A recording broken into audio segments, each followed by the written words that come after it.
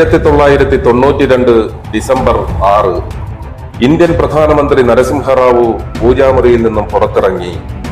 ആദ്യമറിഞ്ഞ വാർത്ത കേട്ട് അദ്ദേഹം ഞെട്ടി. ഇന്ത്യൻ മതേതരത്വത്തിന്റെ അടിവേരിളക്കിയ ആ വാർത്ത അവസാനമറിയുന്ന പൗരൻ ഇന്ത്യൻ പ്രധാനമന്ത്രിയായിരുന്നു. ബാബരി മസ്ജിദ് തകർക്കപ്പെട്ടിരിക്കുന്നു. തലയിൽ കൈവച്ച് അദ്ദേഹം അങ്ങോട്ടും ഇങ്ങോട്ടും ഉലാത്തി. ചതിച്ചതാണ്. പ്രതീകാത്മക കർസേവ എന്ന് പറഞ്ഞ് പറ്റിച്ചിട്ട് പള്ളി പൊളിക്കുമെന്ന് കരുതിയില്ല എന്ന് അദ്ദേഹം പുലമ്പിക്കൊണ്ടേയിരുന്നു.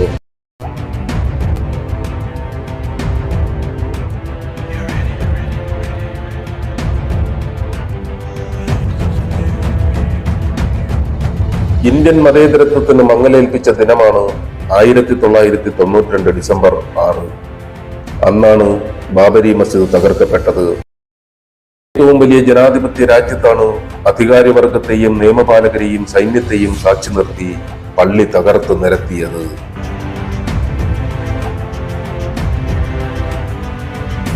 പള്ളി തകർക്കുമെന്ന് മുന്നറിയിപ്പുണ്ടായിരുന്നിട്ടും ദിവസങ്ങൾക്ക് മുമ്പ് തന്നെ സംഘപരിവാറിന്റെ നേതൃത്വത്തിലുള്ള കർസേവകർ പള്ളിയുടെ സമീപത്ത് എത്തിച്ചേർന്നിരുന്നുവെങ്കിലും നമ്മുടെ രാജ്യത്തിന്റെ പരമാധികാരികൾ മാത്രം ഒന്നും അറിഞ്ഞിരുന്നില്ല.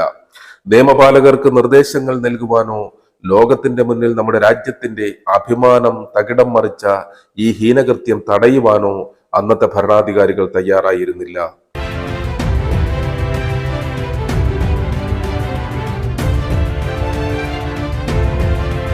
മുഗൾ ചക്രവർത്തിയായിരുന്ന ബാബർ 1529 അയോധ്യയിൽ പണിതുയർത്തിയ ആരാധനാലയമായിരുന്നു ബാബരി മസ്ജിദ്. പള്ളിയുടെ നിർമ്മാണ സമയത്തോ നൂറ്റാണ്ടുകളായി ഇവിടെ ആരാധന നിർവഹിച്ചിരുന്ന സമയത്തോ ആർക്കും ഒരു പരാതിയും ഉണ്ടായിരുന്നില്ല. നൂറ്റാണ്ടുകൾക്ക് ശേഷം ഒരു സുപ്രഭാതത്തിൽ ഏതാനും ചില സ്ഥാപിത താൽപര്യക്കാർ ഉയർത്തിയ ഒരു ആരോപണമായിരുന്നു രാജ്യത്തിന്റെ മതസൗഹാർദ്ദത്തിന് മേൽ വിള്ളൽ വീഴ്ത്തിയത്.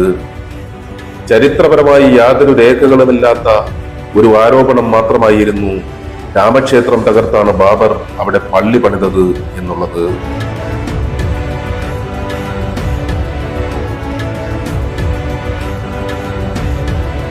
പിന്നീട് ഈ വിഷയം നീതിപീഠത്തിന്റെ മുന്നിലെത്തുകയും കോടതി നിർദ്ദേശപ്രകാരം അവിടെ പലതവണ ഖനനങ്ങൾ നടത്തുകയും ചെയ്തെങ്കിലും ക്ഷേത്രത്തിൻ്റെതായ യാതൊരു അവശിഷ്ടങ്ങളും അവിടെ കണ്ടെത്താൻ സാധിച്ചിരുന്നില്ല. എങ്കിലും സ്ഥാപിത താൽപര്യക്കാർ മതവിശ്വാസികളുടെ മനസ്സിലേക്ക് എറിഞ്ഞുകൊടുത്ത സംശയം അപ്പോഴും ബാക്കിയായിരുന്നു.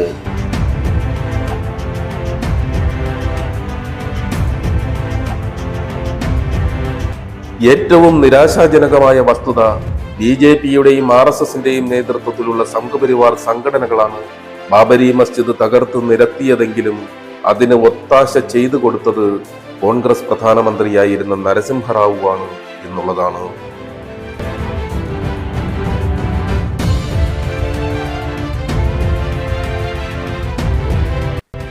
അന്ന് അവിടെ തകർക്കപ്പെട്ടത് ഒരു പള്ളി മാത്രമായിരുന്നില്ല, രാജ്യത്തിന്റെ മതേതരത്വം തന്നെയായിരുന്നു. അതിനുശേഷമുള്ള ഓരോ ഡിസംബർ 6-നും രാജ്യത്തെ മതേതര വിശ്വാസികൾ കരിദിനമായി ആചരിച്ചു കൊണ്ടേയിരിക്കുന്നു.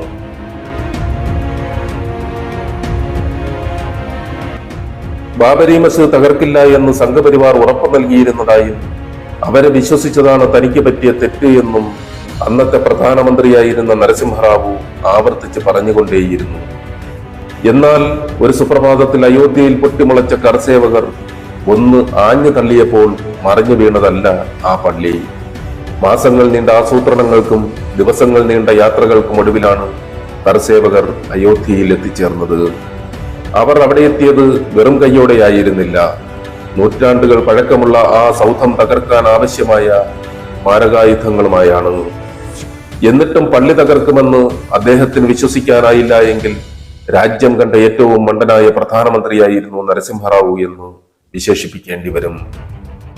അതല്ല, അദ്ദേഹം പറഞ്ഞതുപോലെ ഇതൊന്നും അറിഞ്ഞിരുന്നില്ല എന്നാണെങ്കിൽ രാജ്യത്തെ നിയമപാലക ഇന്റലിജൻസ് സംവിധാനങ്ങളെല്ലാം നിയന്ത്രിച്ചിരുന്ന കേന്ദ്ര സർക്കാർ പൂർണ്ണ പരാജയമായിരുന്നു എന്ന് വിലയിരുത്തേണ്ടി വരും.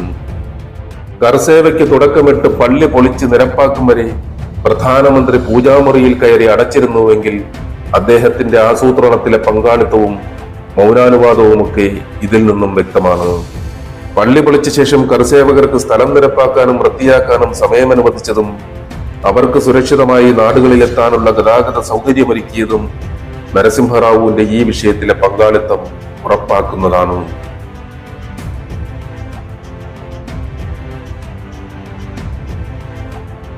പഴയ സംഘപരിവാർ സഹയാത്രികനായിരുന്ന നരസിംഹറാവു കോൺഗ്രസിനുള്ളിൽ നുഴഞ്ഞു കയറിയത് സ്ഥാപിത താല്പര്യങ്ങളുമായിരുന്നു എന്ന് തിരിച്ചറിയാൻ വൈകിയതാണ് കോൺഗ്രസിന് പറ്റിയ ഏറ്റവും വലിയ വീഴ്ച.